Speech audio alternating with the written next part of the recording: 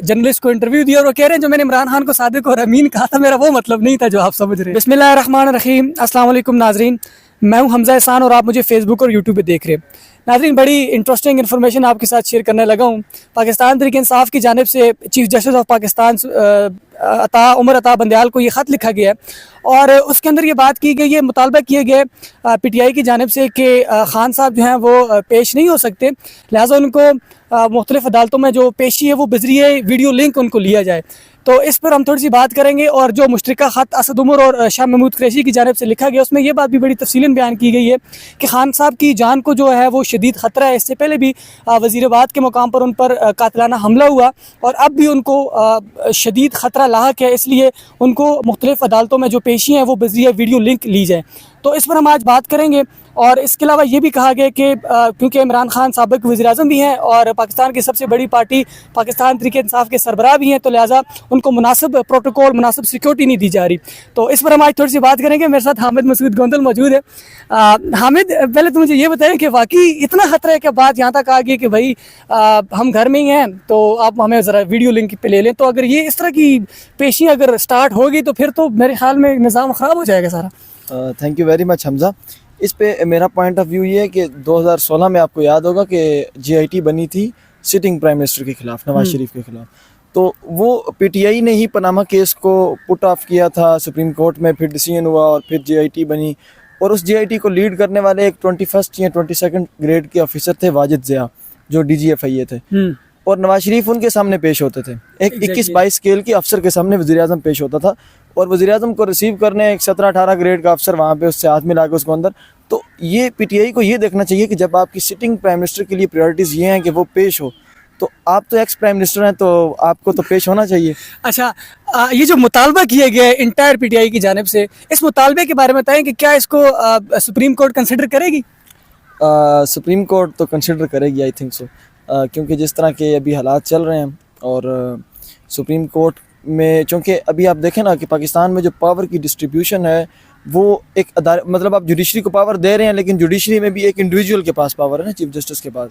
वो बेंच बनाता है, वो काजी फाइज ईसा को शामिल नहीं करता, वो बेंच बनाता है, वो इजाजुल हसन और मुज़ाहिर नकवी के बेंच बना देता है। तो ये चीज़ें जो हैं अगर इनको सामने रखा जाए तो आई थिंक सो कि इट विल बी कंसिडर्ड। अच्छा, मुझे एक और बात याद आ गई है। हमारे जो एक्स चीफ जस्टिस थे साकिब निसार का कल एक उन्होंने जर्नलिस्ट को इंटरव्यू दिया और वो कह रहे हैं जो मैंने इमरान खान को सादिक और अमीन कहा था मेरा वो मतलब नहीं था जो आप समझ रहे हैं। तो ये क्या था, मतलब अभी जो है वो इस बात को कह रहे हैं, तो जब वो थे, जब उनके पास पोजीशन थी तब उन्होंने ये क्लियर क्यों नहीं किया?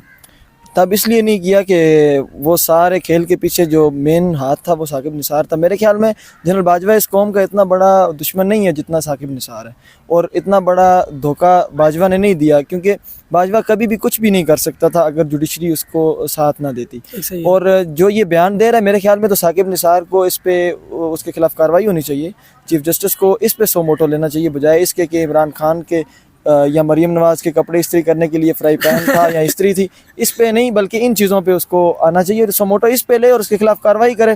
वो कह रहा है मेरे मरने के बाद किताब आएगी, भाई मरने के बाद किताब का हमें क्या फ़ायदा? ऐसा ही है। अच्छा, अभी जो परसों इस्लामाबाद पुलिस के जो SP इमरान खान को गिरफ्तार करने गए थे, मैंने सुना है कि वो जो हमारे सिटिंग चीफ जस्टिस हैं उमर अता बंदयाल उनके दामाद हैं, क्या यह बात सही है?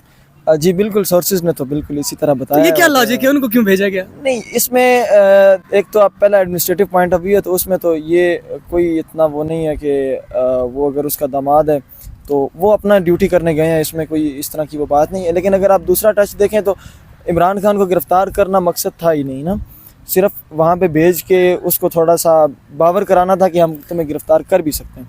तो ये एक तरह से एक्ट था कि उसकी पॉपुलैरिटी इससे काफ़ी ग्रो हुई है ना।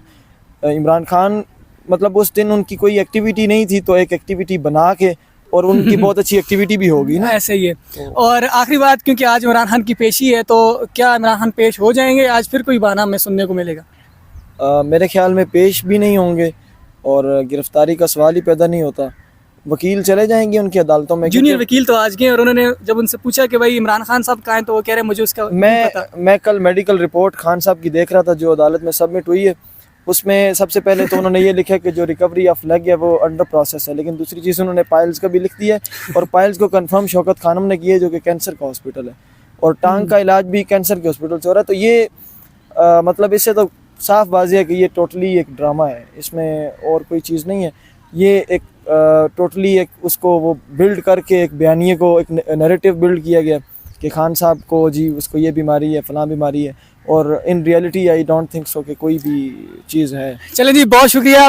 देखते हैं कि हमारे जितने भी इदारे हैं वो और कितने खान साहब पर मेहरबान होते हैं। अभी तक तो उनको जो है वो हाथ ढीले रखे हुए हैं, लेकिन चले आखिरी सवाल आपकी तरफ छोड़ के जा रहा हूँ कि ये जो मुतालबा है इसको आप कैसे देखते हैं, और इसके अलावा आज इमरान खान की पेशी है, let's see what happened. Thank you ji.